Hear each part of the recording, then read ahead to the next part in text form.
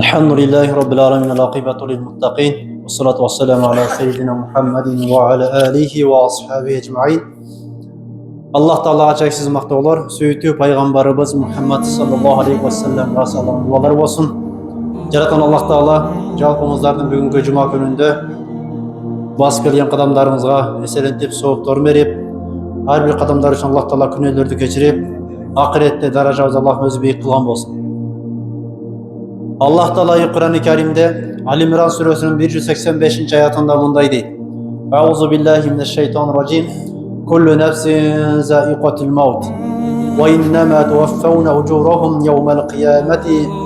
Femen zuhziha anin nâri ve udkhilel cennete fekad fâze. Ve mel hayatul dunya illa meta'ul gurur. Sadakallahul azim. Allah Teala aytat. Her bir nefs eğesi, her bir tilücan ölümdün damı tatat. Can açındığında kıyamatta her bir insanga özlerinin kılgan amallarının, jakşı jana jaman amallarının ajırları, soğutları günölü jüktölet.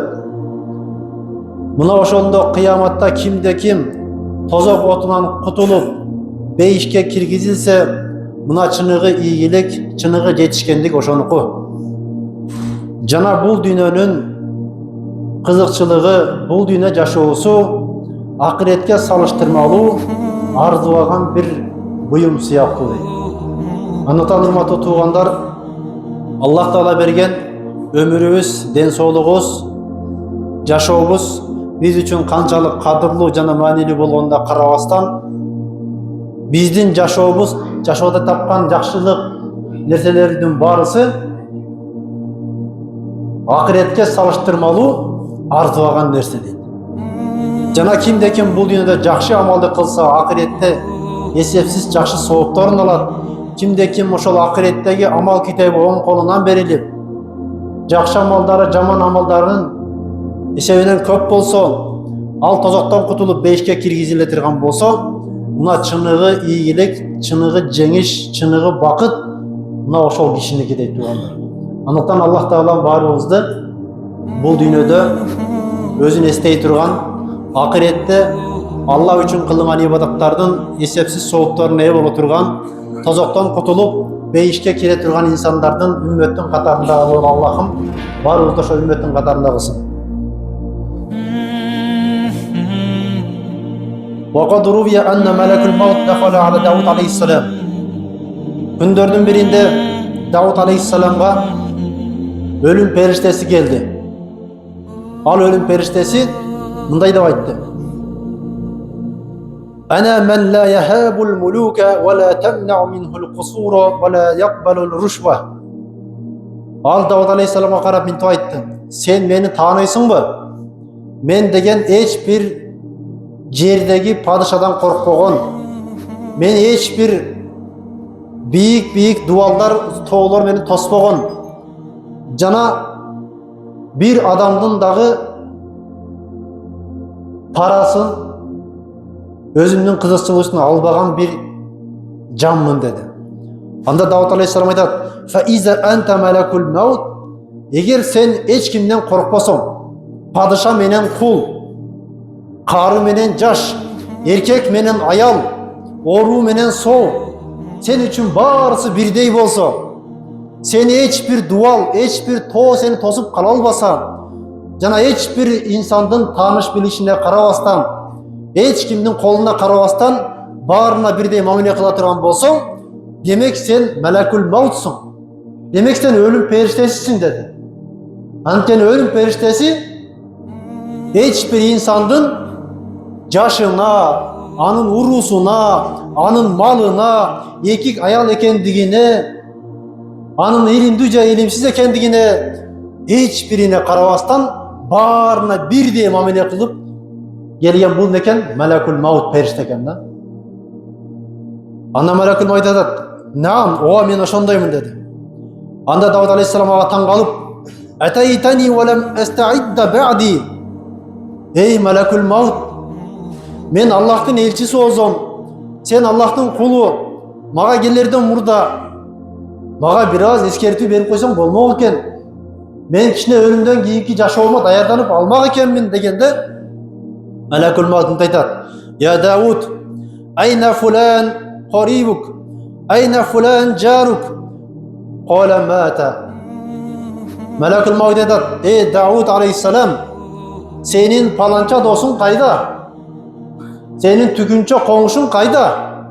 деп сураса, алар өтүп кеткен деп жооп берди. Ама кана лака фи хаулаи ибратун листастаидда. Анда өлүм периштеси айтат: "Ey Дауд, мына ошол досуңдун өлгөнү, коңшуңду жерге бергениң, канчалаган табутты көтөрүп, кабырга барып, топурак тыштап, алардын артынан Куран окуп келгениңдин өзү сен дагы бир күн өлөсүң деген белги эмеспи?" деп Дауд алейхиссаламга не кылды? Суроо узатты. Ошондо урматтуу туугандар, сиз менен биз дагы ошол сыяктуу канчалаган айылдаш бир туугандарды, кээде өзүбүздөн улууларды, кээде өзүбүздөн жаштарды, кээ бир учурларда өзүбүздүн балабыз, неберебиз менен тең наристелерди да жерге берип келип атабыз да. Мына ошолорду жерге берип атканыбыздын өзү сен тирүү турасың, бирок качанга чейин өлбөймүн деп ойлобо, сен да бир күн өлөсүң. Сени да бир күн ушинтип табытка көтөрүп келе турган күн келет, аны узак эмес. Сен ошол күнгө даярданмын деген белги дейт да туугандар.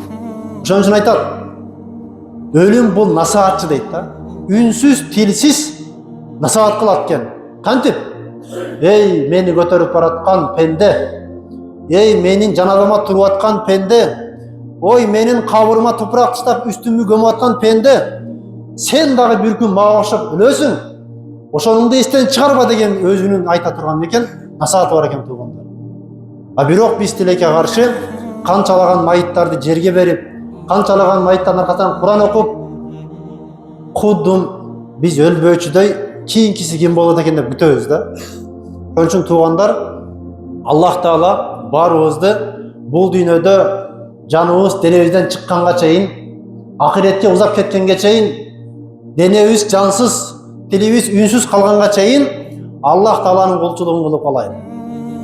Мына ушул кол менен дагы бүгүн биз кимдир бирөөгө ыза бербей, кимдир бирөөгө зулум кылбастан, балким колдон келишинче өзүбүзгө, акыретибизге пайдасы тие турган жакшы иштерди кылып калышыбыз керек.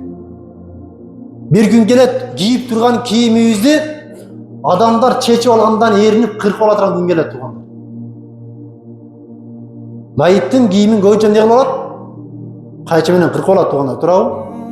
А бул кийими кымбат эле, тигиндей жаңы эле дебейт. Болду, бул майытты кыйнабайлы дагы, секин кыркып алып коелу дейт да. Мына ошол күнгө чейин туугандар Аллах Таалага шүгүр келтирип, ибадатыбызды кылып, ар ким өзүнүн колунан келген ибадатын кылсын, колунан келген жакшылыгын кылсын. Бул туурасында Умар радиаллаху анху айткан: "Эгер сен таңга жетсең, кечти күтпө. Кечке жетсең, таңды күтпө. Намазыңды убагында оку, колуңдан келген жакшылыгыңды, ибадатыңды, ихсаныңды кылып кал." Эртең кылам, колум бошогондо кылам, ишим бүткөндө кылам. Мен бул жерде иштейм, мен тигил жерде иштеймин. Биздин ишибиз көп дебестен, ар ким өзүнө тиешелүү жерде иштеген, башка кылгандан кийин бош убактысын текке кетирбестен өзүнүн акырети үчүн керектүү болгон ибадаттар менен өткөрүп калуусу зарыл. Анткени адам баласы бул дүйнөдө биз эсептейбиз, узун өмүр тилейбиз. Аллах Таала жалпыбызга узун өмүр берсин дейбиз. Бирок өмүрдүн узун болушу маанилүүбү же өмүрдүн маңыздуу болушу маанилүү? Тилекке каршы туугандар, биз өмүрдүн маанисине эмес, өмүрдүн узундугуна гана көңүл буруп калганбыз да. Паланча 90га чыгып өлдү, түкүнчө 100гө чыгайын деп өлдү, бир кылым жашап өлдү. Бунун ашын жесең сооп болот дешип алат өздөрүнчө. Ал адамдын канчага чыккандыгы эмес, балким кандай жашагандыгын биз көңүл алышыбыз керек. Бул кандай киши эле? Намазы бар беле? Адам арамды билет беле? Сооп күнөөнү ылгайт беле? Ата-энеси менен, бир туугандар менен, коңшулар менен мамилеси кандай эле? Кудайдын акысын бергенби? Бир туугандарынын акысы бар, бала чакасынын акысы бар. Мына ошондой экен, Аллах Таала uzun ömür berse dagы, ошол uzun ömүrdү дагы маңыздуу жашаганды насип кылсын. Ал эми Аллах Таала кыска ömür берген болсо дагы, ошол ömүрдүн берекесин берсин деш керек. Анткени жашоодо көрүп атабыз, канчалаган инсандар 40-50 жаш кезинде бул дүйнөдөн өтүп кетет. Бирок ошол 40-50ге чыккан инсандардын көпчүлүк бөлүгү 80-90га чыккан инсанга караганда, же балким 10 инсан кыла албаган, 100 инсан биригип кыла албаган инсандардын иштерин жалгыз өзү 40-50 жашында эле аткарып, элге жерге менетин сиңирип коет экен да. Кылган күнөөлөрүнө тооба кылууга мүмкүнчүлүктү эртерээк берет. Жан алкынга келгенде гаргара болуп калган эмес, балким акыл эси жайында тулку бою тике турган кезинде Аллах Таалага жалбарып, жалынып, кылган күнөөлөрүн мойнуна алып, тооба кылып калганга мүмкүнчүлүк берет. Экинчиси ваканаатул калб. Өлүмдү көп эстеген инсандын Аллах Таала жүрөгүнө тынчтык, канаат, бейпилдик берип коет. Ал инсандын жүрөгүнө дүйнөдөгү болуп аткан тартыштык, жетишпестик, проблемалар анын жүрөгүнүн тынчын алып козгой албайт экен да. Не үчүн? Анткени ал киши бул дүйнөнүн көйгөйлөрү бүтпөстүгүн билет. Бул дүйнөнүн ташбиши убактылуу, бирисин бүтөсөң экинчиси чыга келет. Ошондуктан бул дүйнөнүн көйгөйлөрүнө жүрөктөн берилип, жүрөктөн кызарат болуп, ден соолукта кетирбейт деп айткан. Аллах Таала ал кишинин жүрөгүнө тынчтыкты, бейпилдикти орнотуп коет экен да. Ошондуктан туугандар, биз ар кимибиз өзүбүзгө сурайлы да. Кокус эгин талабызда, мал келибизге, ишканабызда бир түшүнбөстүк бир нерсе болуп калган болсо, же биз үчүн зыян болуп турган бир көйгөй болуп калчу болсо, кээ бир инсандардын уйкусу качып кетет да.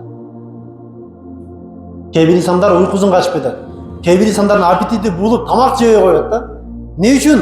Анткени ал дүйнөгө жүрөктөн берилип кеткендиктен да. Жүрөктөн берилгендиктен дүйнөнүн кыжалатчылыгы жүрөктү тынчтандырбай койгондуктан уктай албай калышы мүмкүн, тамак өтпөй калышы мүмкүн. Эч ким менен сүйлөшпөстөн өз жалгыз сыгылышы мүмкүн. Ошон үчүн туугандар экен, сиз менен биз ошондой бир арзуаган бул дүйнөнүн проблемалары үчүн жүрөктөн кыжалат болуп, уйкудан калып, жүрөктөн кыжалат болуп, аппетитти жогото турган деңгээлде дүйнөгө берилип кетпестен, көбүрөөк Аллахты эстеп, өлүмдү эстеп турганыбыз биз үчүн экен жакшы болот экен. Үчүнчүсү ва нашататул ибада. Үчүнчү белгиси, Аллах Тааланы ким Аллахты жана өлүмдү көп эстей турган болсо, Аллах Таала ал кишиге ибадаттын рахатын берип коет экен да. Ибадаттын рахатын берип коет экен. Намаз убактысы келди десе сүйүнөт экен да. Келип калды, ишим бүтпөй калды деп кызарат болбойт экен. Зор болду, пешин болуп калды, жума болуп калды, кеттик деп ибадатка кызыгып калат дейт да. Ороз айы келип калды десе, ороз айы келип калды, машалла деп сүйүнөт. Орозо келип калды, ишти ким кылат деп кызарат болбойт экен да. Некен? Ибадатка болгон кызыгуу артат дейт. Ибадат кылганда жүрөгү эс алат. Бүгүн биз ибадат кылсак жүрөк эс алабы? Биздин жүрөк эс алат. Мен уктап калгандан кийин, Мисалы үчүн көбүнчө Куран китеп каратып койсок, мен ал Куран китеп кыргызча болсун, же арабча тамгадан, же кыргызча тамгадан болсун айырмасы жок. Кичине окусак не болот?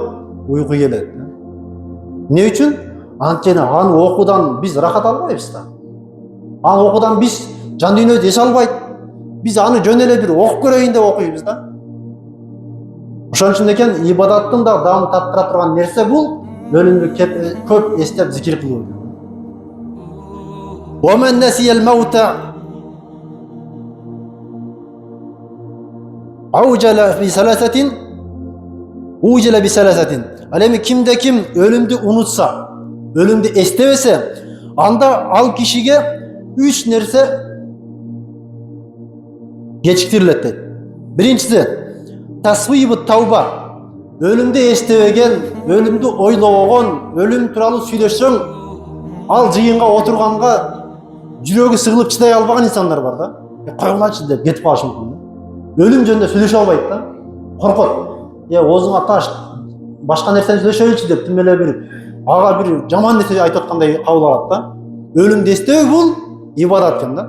Эми ким ошол өлүмдү эстөөдөн баш тартса, өлүмдү эстебесе, зикир кылбаса, Аллах Таала ал кишиге бере турган биринчи жазасы бул дүйнөдө тооба кылуу мүмкүнчүлүгүн кечиктирип коет же бербей коет.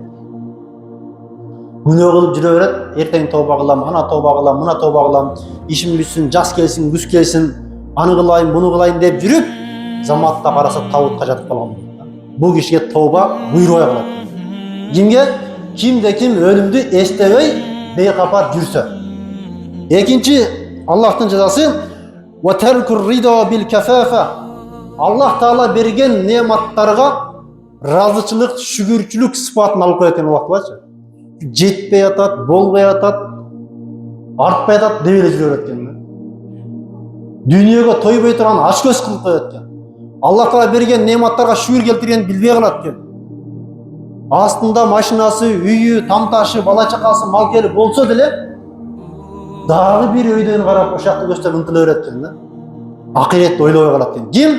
Кимде ким өлүмдү эстебесе, өлүм тууралуу ойлонбосо, өлүмгө даярданбаса, ал кишинин жүрөгүндө акыретке болгон гам пикир болбой калат.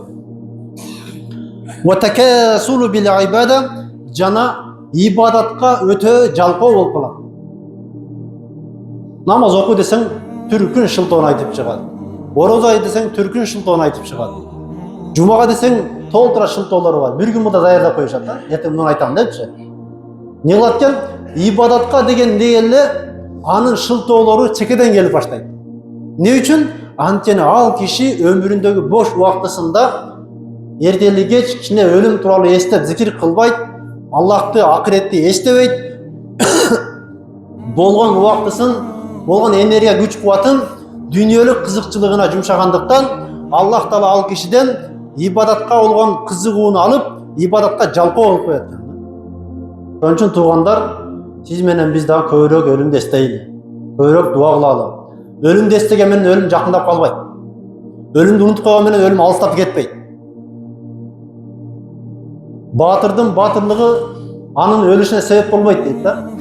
Коркоктун коркоктугу өмүрү узун болушуна себеп болбойт экен да. Өлүм жашоо бул Аллахтын колундагы нерсе.